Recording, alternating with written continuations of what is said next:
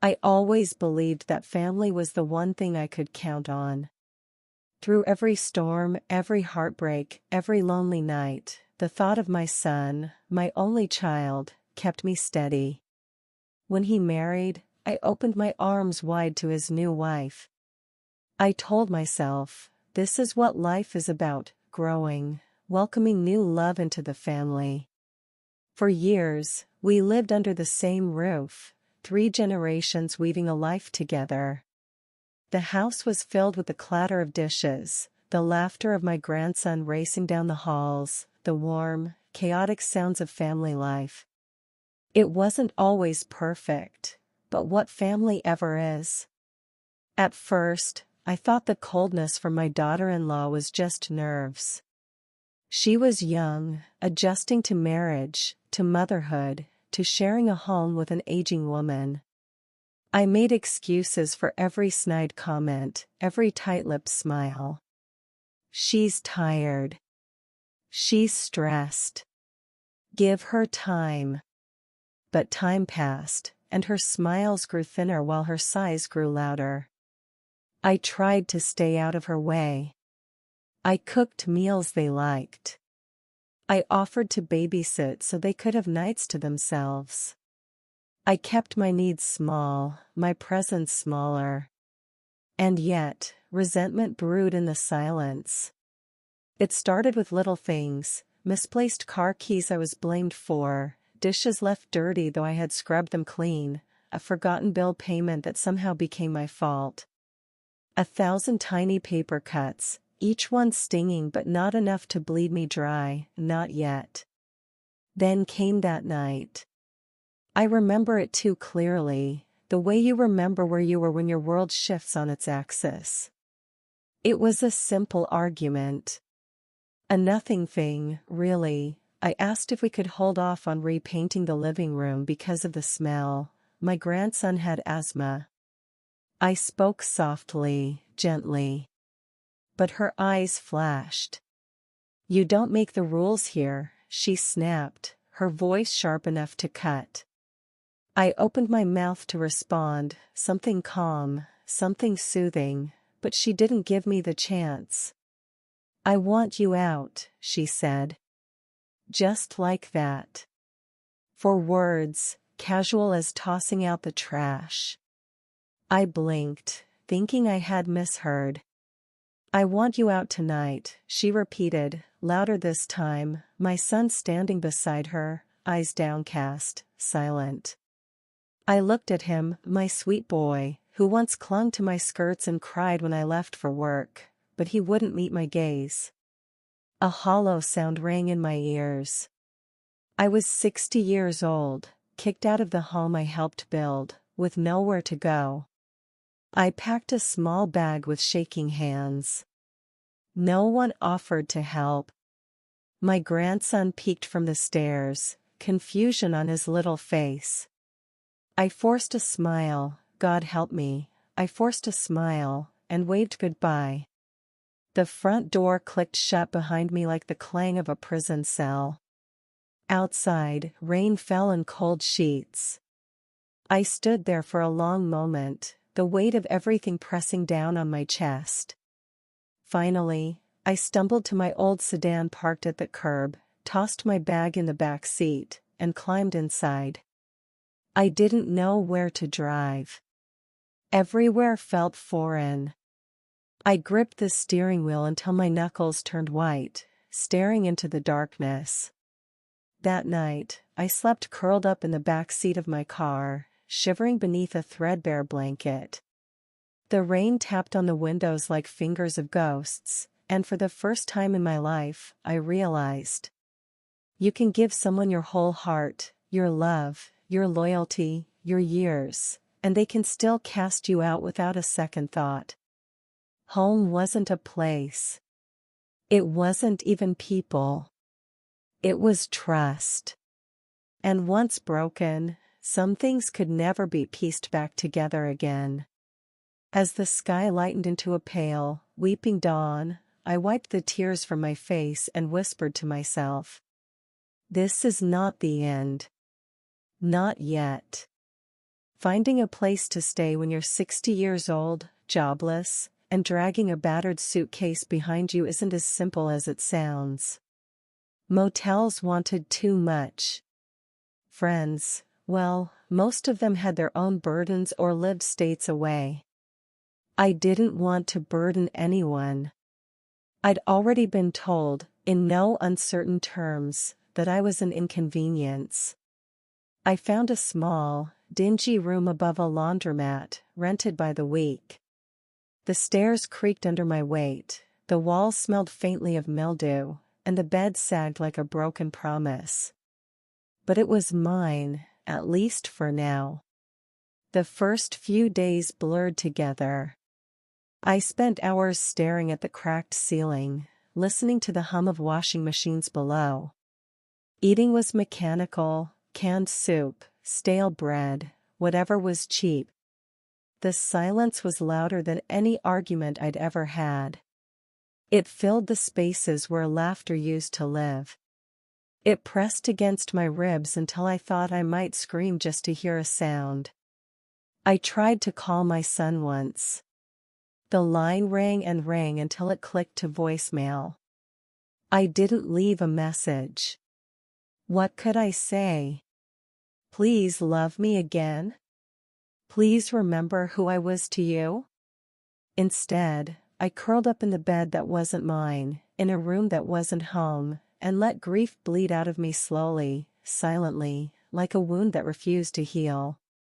One evening, about a week after I'd been thrown out, an old friend called, Carol.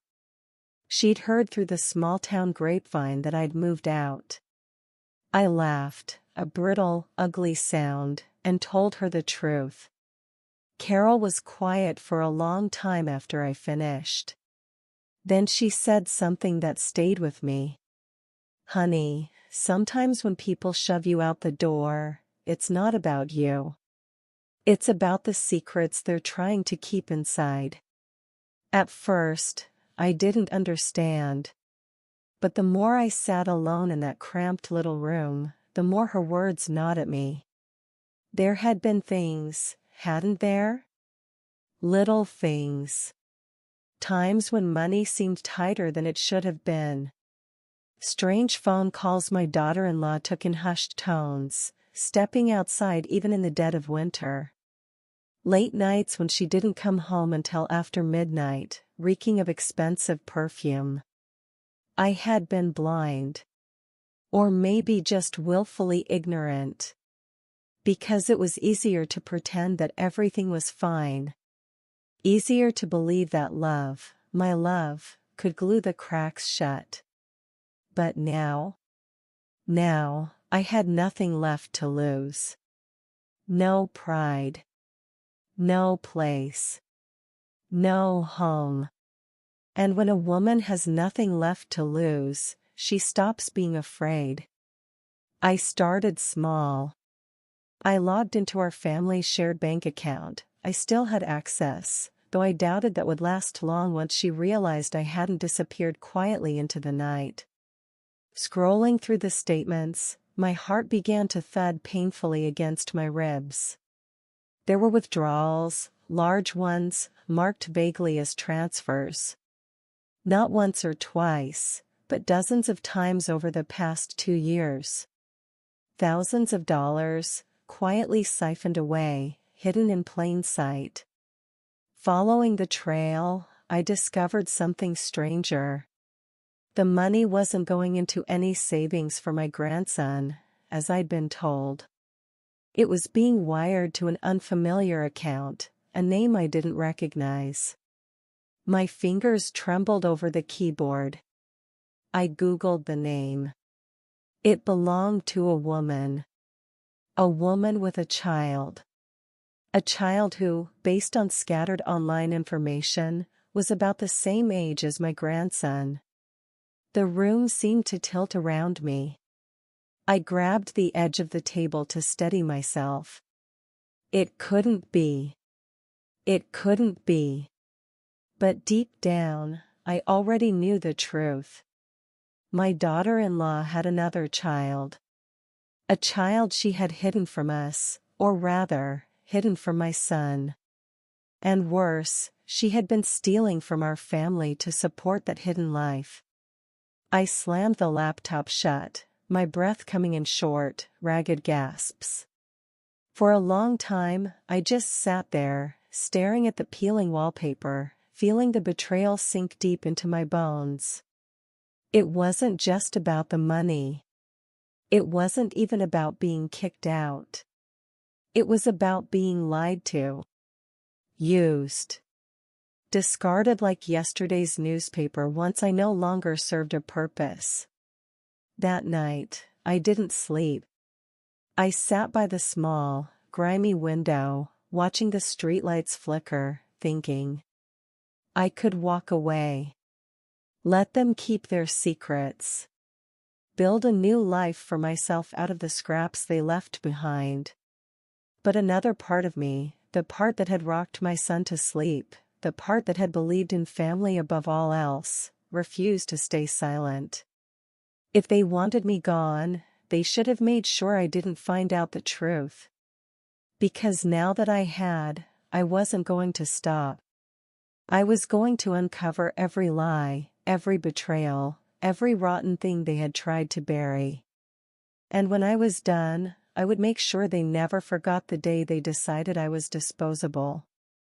The next morning, I woke with a fire burning in my chest, not the timid flicker of sadness, but a roaring flame of purpose.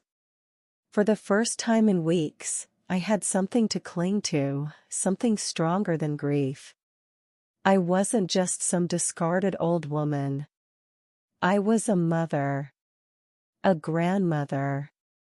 And they had made the mistake of underestimating me. Armed with a battered notebook and my laptop, I began to dig. I tracked every transaction, every bank statement, every unexplained withdrawal. Patterns emerged, money disappearing on the same days my daughter-in-law had business meetings out of town. Hotel charges in cities she had no reason to visit. Luxury purchases sent to addresses I didn't recognize. I wrote it all down, piece by damning piece. It didn't take long before another ugly truth clawed its way to the surface. The name linked to the secret bank account belonged to a man. Not a woman. A man with a history of small-time fraud, and a police record to prove it. I stared at his mugshot online, bile rising in my throat. This was the man my daughter-in-law had been sending our family's money to. This was the man she was risking everything for. And I, the foolish old woman she had kicked to the curb, was now the only one who knew the whole sordid story. But that wasn't the worst of it. Scrolling deeper into the public records, I found something that made my blood run cold. There, buried in the maze of court documents, was a birth certificate. A child. A boy. Born just a few months before my grandson. And listed under mother's name, my daughter-in-law. I clutched the notebook so tightly my knuckles ached. Tears blurred the words on the page. She hadn't just betrayed my son. She had built an entire second life, propped up by lies and theft, and we had funded it, all while she smiled across the dinner table. The room spun around me, and for a moment, I thought I might collapse under the weight of it all. How had I not seen it? How had I been so blind? I had welcomed her like a daughter. I had defended her when others whispered doubts. I had handed her the keys to my home, my heart, my family. And she had repaid me with this. A deep, ugly rage bubbled up inside me, hotter and heavier than anything I had ever known. But anger was useless without action. I needed proof. Concrete, undeniable proof that she couldn't wriggle out of or spin with her silver tongue. And so, I made a plan. First, I would gather evidence, not just the bank records, but recordings, photographs, anything that could expose the full extent of her betrayal. Second, I would confront her, not in anger, not in desperation, but with the cold, implacable force of truth. I wasn't looking for apologies. I wasn't even looking for revenge. I was looking for freedom, for myself, for my grandson, and maybe, just maybe, for the son who had forgotten who he was. In the dingy little room above the laundromat, I mapped out every step like a general planning a war. I would not be silenced. I would not be swept aside. They had tried to bury me. They hadn't realized I was a seed. That night, I bought a small recording device, slipping it into the lining of my purse. I rehearsed conversations in my head, practiced keeping my face neutral, my voice steady. I was no longer the woman who begged for scraps of affection. I was a storm gathering on the horizon.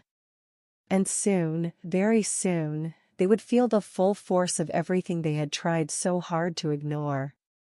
As I lay in bed, the hum of washing machines vibrating through the floor, I allowed myself a small, grim smile. They thought they had won. But they had only just begun to lose. It took me a week to lay the final traps. I moved quietly, carefully, like a hunter stalking prey. Every encounter with my daughter-in-law was a performance, polite smiles, light chatter, the mask of a foolish old woman still grateful for crumbs. She didn't suspect a thing. I asked for a family dinner, claiming I wanted to make peace, to let bygones be bygones. She agreed, too eager, too triumphant. Of course she did. She thought she had broken me. The evening was warm, the kind of night that used to mean barbecues in the backyard, laughter floating on the breeze. But tonight, the air was thick and heavy, as if the world itself was holding its breath. I wore my best dress, the one I had saved for special occasions, not for them, but for myself. A quiet reminder that dignity isn't something others give you. You claim it for yourself, or not at all. When I arrived, my son barely looked at me. He was a ghost in his own home, hollow-eyed, distracted. My daughter-in-law greeted me with syrupy sweetness, the kind that rots your teeth. She ushered me inside, handed me a glass of wine, and chattered on about meaningless things, renovations, school plans, the bright future they were building. I smiled and nodded, my heart hammering against my ribs. The recorder was hidden deep in my purse, silently capturing every word, every lie. Dinner was a tense, hollow affair. My grandson picked at his food, sensing the undercurrents he couldn't name. My son barely ate at all. And my daughter-in-law, she performed. She laughed too loudly, touched my son's arm too often, her eyes darting nervously every time conversation steered close to anything real. When the dishes were cleared and my grandson sent upstairs, I made my move. I leaned back in my chair, swirling the last sip of wine in my glass, and said lightly, "You know, it's funny how money just seems to disappear when you're not paying attention." The room went still. My son looked up, confused. My daughter-in-law's smile froze, then faltered. "I don't know what you mean," she said, a brittle edge creeping into her voice. I tilted my head, studying her like a specimen under glass. "Transfers. Hotel bills. Private accounts," I said softly. "Birth certificates." Her face drained of color. She opened her mouth, then closed it again. I pressed forward, my voice calm, almost gentle. "You should really be more careful about where you leave your paperwork. And who still has access to the family bank accounts. The silence was deafening. My son turned to her, confusion deepening into something darker. "What is she talking about?" he asked, voice hoarse. I don't know," she stammered, but the tremor in her hands betrayed her. I watched the cracks spread across her carefully constructed facade. It was like watching a dam break, slow and inevitable. "You have another child," I said. Not a question. A statement. My son recoiled as if struck. "And you've been stealing from us to pay for him, and for him," I added, my voice slicing through the room like a blade. She stood abruptly, knocking her chair over with a clatter. "You're crazy," she shrieked. "You're just a bitter old woman who can't stand not being in control." I rose too, slow and steady. "Maybe," I said. "But bitter old women know how to keep receipts." I pulled the small recorder from my purse and placed it on the table. A blinking red light. The proof of everything. My son stared at it, his face crumbling. "You lied to me," he whispered, broken. She turned on him, furious, desperate. "I had to. You would have never understood. You're weak. Always clinging to your mother." She didn't finish. Because in that moment, my son, my sweet, foolish boy, finally saw her for what she was. Not a partner. Not family. Just a parasite, feeding on his love, his trust, his name. Tears burned my eyes, but I refused to let them fall. Not now. Not here. Instead, I straightened my shoulders and walked toward the door. I paused, just once, to say, "I hope it was worth it." And then I left, not broken, not begging, but whole. The night air was cool against my skin as I stepped outside, free for the first time in what felt like years. Behind me, the house stood silent, the foundation of lies crumbling, brick by brick.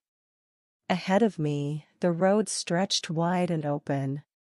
For the first time in a long, long while, I knew exactly who I was. And I wasn't afraid anymore.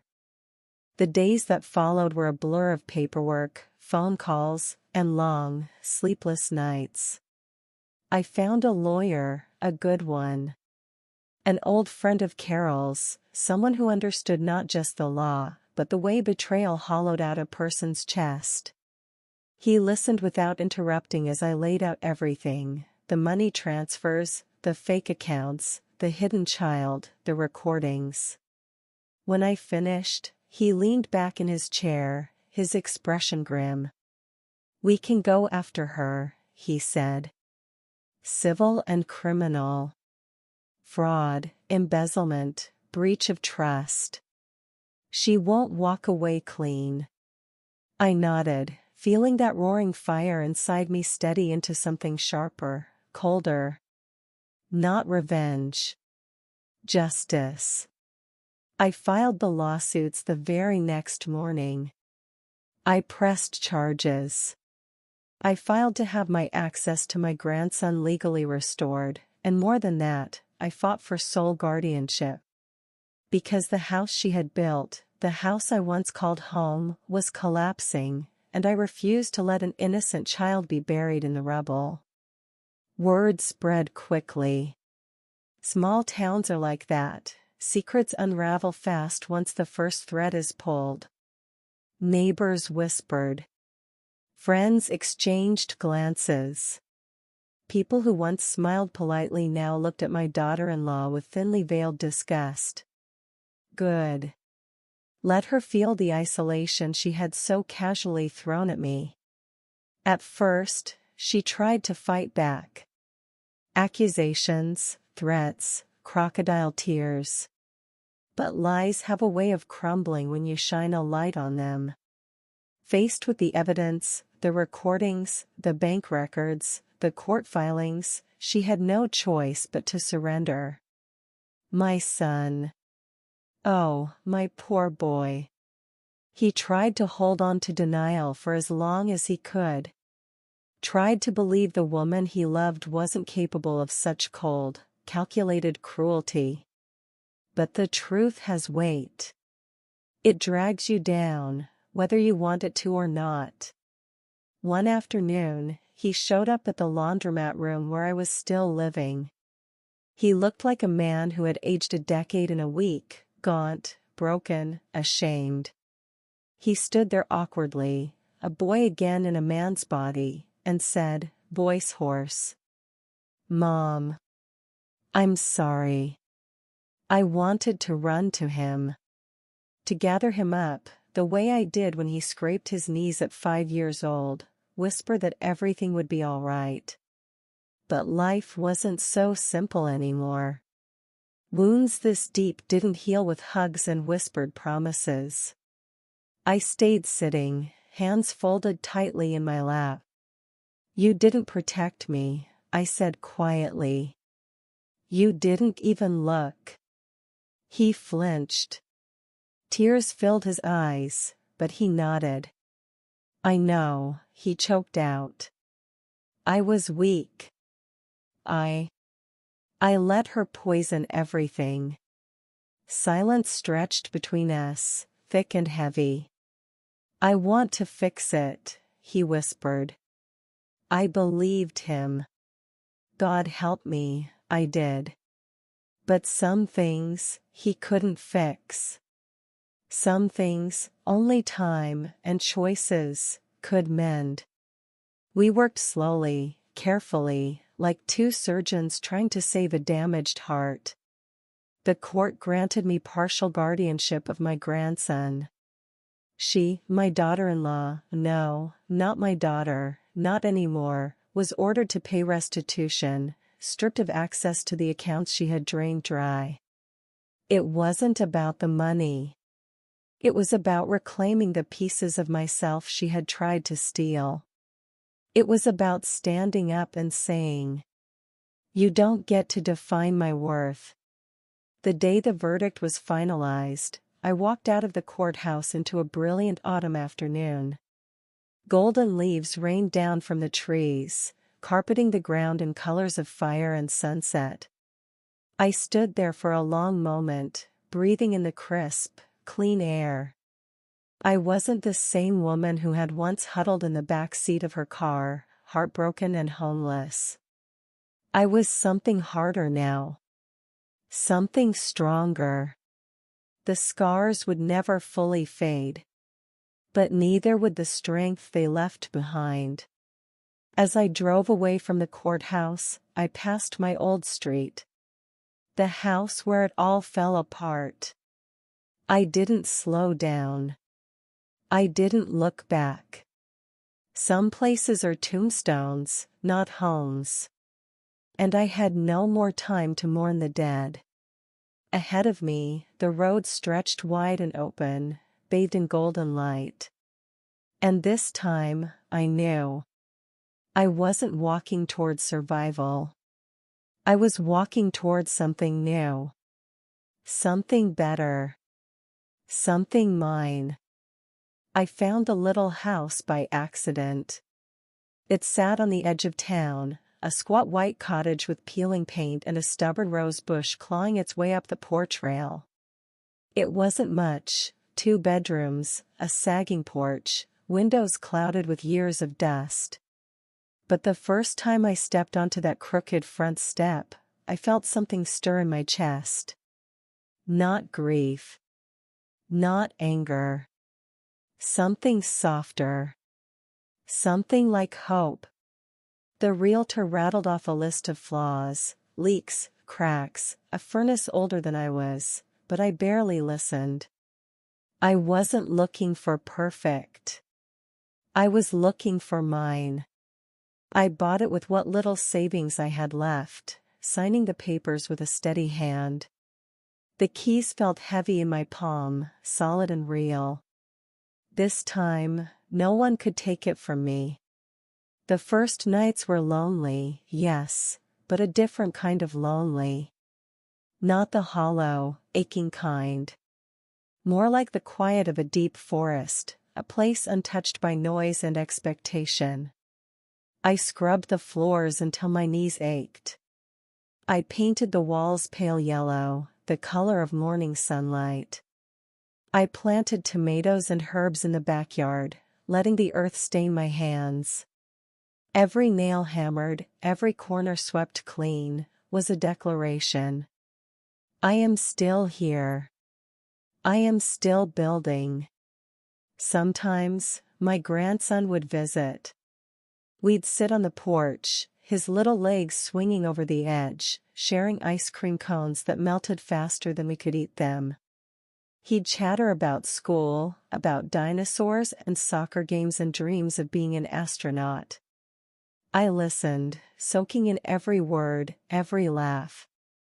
Because even if the world could betray you, even if the people you loved most could break your heart, there were still these moments. Pure. Uncomplicated. True. My son came around too, slowly, cautiously. He was a man wrestling his own demons, trying to rebuild from the ashes he helped scatter. I didn't make it easy for him. Love isn't blind anymore. Love is deliberate now, a choice renewed with every painful, hopeful step. Some days, we sat together in silence. Other days, we talked about nothing and everything. And in the small, halting way of wounded people, we began to heal. Not perfectly. Not quickly. But honestly. One evening, long after the stars had blanketed the sky, my son turned to me and said, "I miss the way things used to be." I looked at him, really looked at him, and smiled, soft and sad. "Sometimes," I said, "we have to lose the life we thought we wanted, to find the one we were meant to have." He nodded, wiping his eyes when he thought I wasn't looking. I didn't mind. There's strength in tears too. Now, when I wake in the mornings, I hear birdsong instead of accusations. I drink my coffee on the porch, wrapped in an old sweater, watching the sunrise paint the sky with colors too beautiful to name. No shouting. No slamming doors.